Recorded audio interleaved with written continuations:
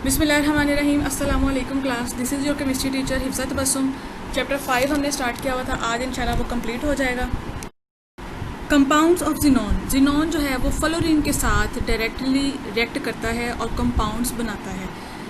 इसके कंपाउंड्स में जिनॉन की जो ऑक्सीडेशन स्टेट है वो वेरी करती है +2 से +8 के दरमियान, और ये कंपाउंड्स हैं वो स्टेबल होते हैं। इनको हम लार्ज क्वांटिटीज़ में ऑब्टेन कर सकते हैं। कुछ इंपॉर्टेंट जिनॉन के कंपाउंड्स, और जैसे कि मैंने बताया कि जिनॉन सिर्फ फ्लोरीन के साथ डायरेक्टली कंबाइन होती है, तो इसके हमारे पास जो है फ्लोरीन के साथ कंपाउंड्स जो हैं वो टेबल में मौजूद हैं, जिनकी फिजिकल फॉर्म भी दी गई है और ऑक्सीडेशन स्टेट भी दी गई है। जिसे आप देख सकते हैं कि +2 से स्टार्ट होकर +8 पे एंड हो रही है, और इसमें ऑक्सीफ्लोराइड्स भी हैं और ऑक्साइड्स भी हैं। आपने इनकी फिजिकल फॉर्म भी याद करनी है कि ये कलरलेस क्रिस्टल होते हैं, लिक्विड हैं या गैस हैं। जिनॉन के 3 इंपॉर्टेंट फ्लोराइड्स हैं, वो कौन कौन से हैं? XCF2, XCF4 और XCF6। जो XCF2 है इसको हम फ्लोरीन और जिनॉन के डायरेक्ट कम्बिनेशन से प्रिपेयर करते हैं, और जैसे ही ये बन जाता है इसको हम रिएक्शन जोन से इमीडिएटली रिमूव कर लेते हैं। अगर इसको हम रिमूव नहीं करेंगे तो ये फर्दर फ्लोरीन के साथ रिएक्ट करके हमें XEF4 बना देगा। ये जो रिएक्शन है हमारे पास XCF2 की फॉर्मेशन का, ये तकरीबन 8 घंटों में कंप्लीट होता है। इसकी अगर हम फिजिकल स्टेट देखें तो ये क्रिस्टलाइन सॉलिड है, और इसको हम निकल वेसल्स में स्टोर करते हैं। और इसकी प्रॉपर्टी क्या है कि ये माइल्ड फ्लोरिनेटिंग एजेंट है, यानी कि इसको हम फ्लोरिनेशन के तौर पर यूज़ कर सकते हैं। माइल्ड से मुराद है कि दरमियाना सा एक फ्लोरिनेटिंग एजेंट है ये। XCF4 को कैसे हम प्रिपेयर करते हैं? इसमें भी हम एलिमेंटल जिनॉन और फ्लोरीन को लेते हैं और एक मिक्सर प्रिपेयर करते हैं 1:5 का, यानी कि जिनॉन अगर हम 1 क्वांटिटी में लेंगे तो फ्लोरीन हम 5 क्वांटिटी में लेंगे। जिनॉन और फ्लोरीन की रेशो क्या होगी? 1:5 होगी। निकल कंटेनर में इस मिक्सचर को हम लेते हैं अंडर 6 एटमॉस्फेरिक प्रेशर, और चंद ही घंटों में ये रिएक्शन जो है वो कंप्लीट हो जाता है। और XCF4 को हम निकल वेसल्स में स्टोर करते हैं। इसकी प्रॉपर्टीज़ भी XEF2 की तरह की होती हैं, लेकिन ये स्ट्रॉन्ग फ्लोरिनेटिंग एजेंट है। XCF2 क्या था? माइल्ड फ्लोरिनेटिंग एजेंट था, और XCF4 क्या है? स्ट्रॉन्ग फ्लोरिनेटिंग एजेंट है। जो XCF6 है उसको भी हम मेथड यही होगा, लेकिन कंडीशन जो है वो थोड़ी सी चेंज और स्वेयर होंगी। इसमें हम जिनॉन और फ्लोरीन को 3:20 में लेते हैं, यानी कि अगर 3 पार्ट्स जिनॉन के हैं तो फ्लोरीन के 20 पार्ट्स होंगे। स्टेनलेस स्टील वेसल में इसको हम बनाएंगे। 300 डिग्री सेल्सियस जो है वो टेम्परेचर मेंटेन करेंगे और 50 एटमॉस्फेरिक प्रेशर मेंटेन करेंगे।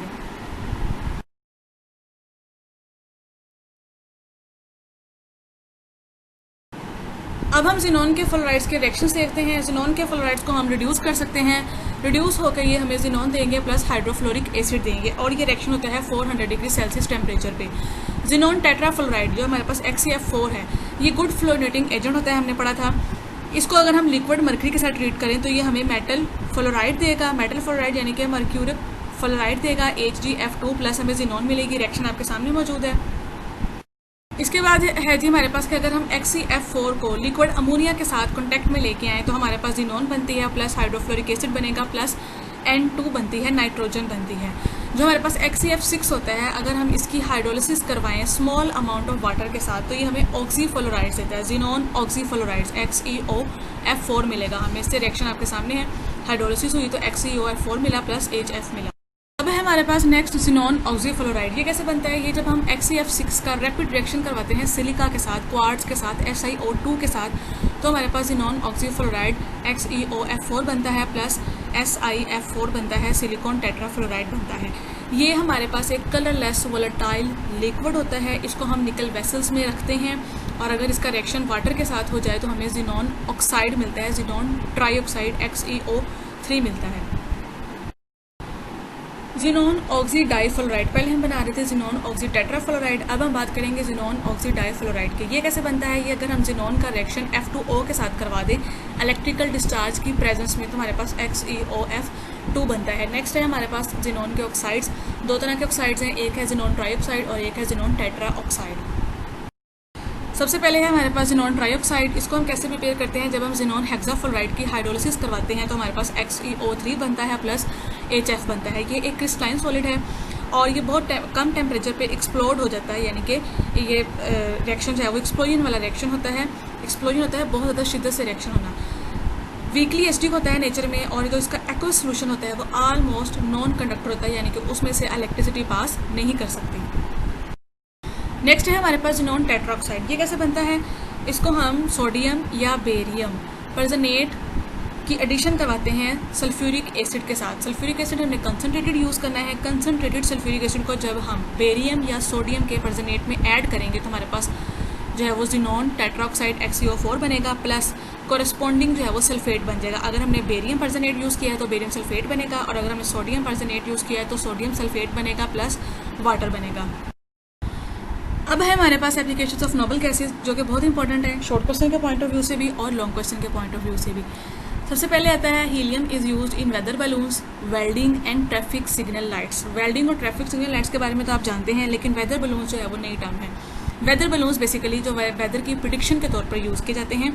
ये एक हमारे पास डिवाइस होती है जिसकी मदद से हम वेदर की प्रिडिक्शंस दे रहे होते हैं। जैसे आपको पता है कि पहले से ही प्रिडिक्ट कर दिया जाता है कि नेक्स्ट आने वाले डेज में जो है वो मौसम कैसा होगा, तो वो हम वेदर बलून्स की मदद से कर रहे होते हैं। ये ऐसे ही है जैसे हम पैराशूट यूज़ करते हैं, पैराशूट बलून्स यूज़ करते हैं, उनमें भी हीलियम गैस होती है। उसी तरह से इन वेदर बलून्स में भी हीलियम गैस फिल की होती है और इनको जो है वो रिलीज़ कर दिया जाता है हमारे इन्वायरमेंट में, जिसमें ये अपर साइड पर जाके वेदर की प्रिडिक्शंस लेके आते हैं। यानी कि बेसिकली हीलियम का पर्पज़ क्या है, उस बलून को हवा में लेके जाना है। जैसे हम आम जुबान में कह सकते हैं कि हम गैसी गुब्बारों की बात करते हैं कि उनमें भी गैस होती है, वो भी हीलियम गैस होती है, जिसकी वजह से वो अगर उनको हम छोड़ दें तो वो हवा में चले जाते हैं। इस तरह से जो पैराशूट्स होते हैं हमारे पास वो भी इस तरह के ही होते हैं। उसी तरह वेदर बलून्स होते हैं जिनमें हीलियम गैस भरी जाती है। वेदर बलून्स जो है वो वेदर की प्रेडिक्शन में यूज़ होते हैं।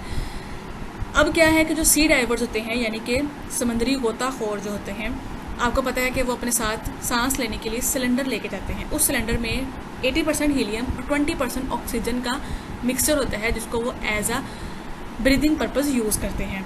हीलियम जो है वो न्यूक्लियर रिएक्टर्स, जहाँ पे न्यूक्लियर फिशन और फ्यूजन के रिएक्शन होते हैं, और आपको पता है कि इन रिएक्शंस में लार्ज अमाउंट ऑफ हीट जो है वो निकलती है, तो उनमें कूलिंग मीडियम के तौर पर भी हीलियम यूज़ होती है।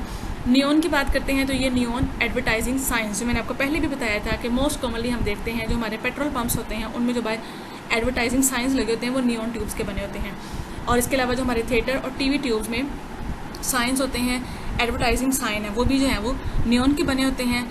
और ये मैंने आपको पहले भी एक्सप्लेन किया था कि बेसिकली क्या होता है कि उस ट्यूब के अंदर नियॉन गैस फिल होती है और हल्का सा वोल्टेज हम देते हैं तो जो गैस है वो डिस्चार्ज हो जाती है और फिर उसके उन इलेक्ट्रॉन्स की वजह से जो है वोल्टेज क्रिएट होता है।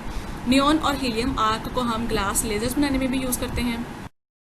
आर्गॉन को हम इलेक्ट्रिक लाइट बल्ब्स में और फ्लोरेसेंट ट्यूब्स में यूज़ करते हैं। फ्लोरेसेंट ट्यूब्स भी जस्ट लाइक जैसे मैंने आपको पहले एक्सप्लेन किया है ना कि जो हमारे पास ग्लोइंग साइंस होते हैं, ग्लोइंग ट्यूब्स होती हैं, उस तरह की होती हैं। इसके अलावा इसको हम रेडियो ट्यूब्स में यूज़ करते हैं और सबसे इंपॉर्टेंट यूज़ क्या है कि इनको हम गीगर काउंटर्स में यूज़ करते हैं। गीगर काउंटर्स क्या होते हैं, ऐसी डिवाइस है जो रेडियो एक्टिविटी को डिटेक्ट करती है। इसके अलावा आर्गॉन को हम वेल्डिंग और कटिंग पर्पज़ के लिए भी यूज़ करते हैं। क्रिप्टॉन को भी हम फ्लोरेसेंट ट्यूब्स में फिल करते हैं, फ्लैश लैंप्स में फिल करते हैं, फ्लैश ट्यूब्स में फिल करते हैं। और इसके अलावा आपको पता है कि फोटोग्राफी के अंदर फ्लैश जो है वो मोस्ट कॉमनली यूज़ होता है।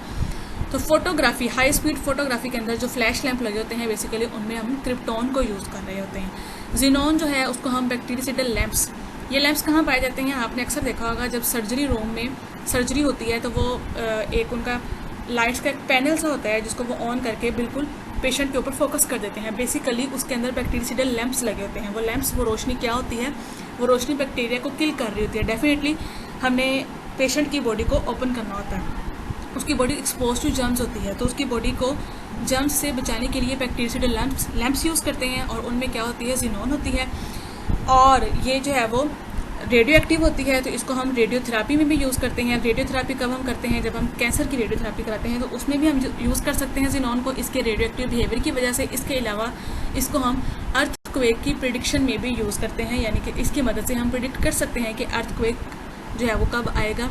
वैसे इसको प्रिडिक्ट करना बहुत मुश्किल है, कुदरती आफत है, कभी भी आ सकता है। अल्लाह ताला हम सबको महफूज रखे। और चैप्टर आपका एंड हो चुका है। ये जो चैप्टर 5 हमारा कंप्लीट हो गया।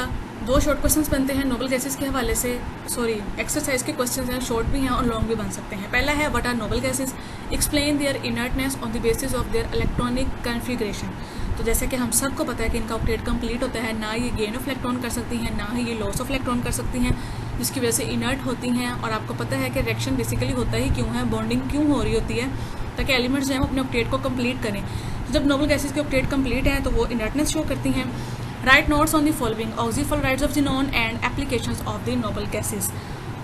चैप्टर 5 कंप्लीट हो गया है हमारा। टोटल हमने 4 चैप्टर्स कर लिए हैं। उम्मीद है कि आप लोगों ने इसको अच्छी तरह लर्न किया होगा। किसी भी किस्म की कोई कन्फ्यूजन है या कोई बात समझ नहीं आ रही या कोई चीज़ आपको डिस्टर्ब कर रही है, आप उसको इजीली पूछ सकते हैं। कोई क्वेश्चन है आप उसको पूछ सकते हैं। आप मुझे उस पैराग्राफ की पिक्चर बना के व्हाट्सएप कर दें कि हमें ये समझा दें, या कोई क्वेश्चन है तो उस क्वेश्चन को लिख के सेंड कर दें। इंशाल्लाह मैं आपको वो पॉजिटिव रिस्पांस के साथ बहुत अच्छा जो है वो समझाने की कोशिश करूँगी। इसका टेस्ट भी मैं सेंड कर दूँगी। कल तक के लिए अल्लाह हाफिज़।